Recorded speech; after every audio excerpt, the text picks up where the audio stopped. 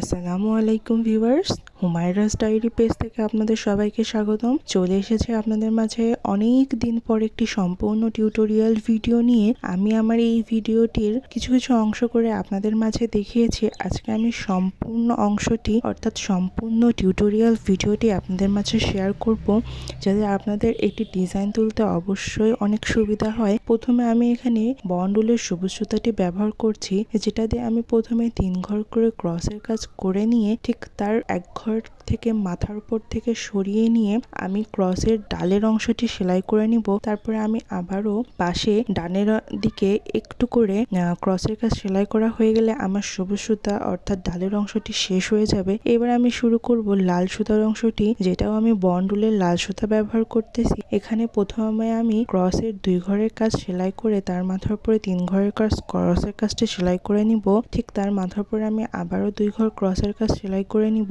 এইভাবে কিন্তু আমি আপনাদের মাঝে 4টি পাপড়ি করে দেখাবো একইভাবে, আর মাঝখানে শুধু আমার 1 ঘর ক্রসের কাজটি সেলাই থাকবে। একইভাবে আমি পাপড়িগুলো একইভাবে আমি সেলাই করে নিব।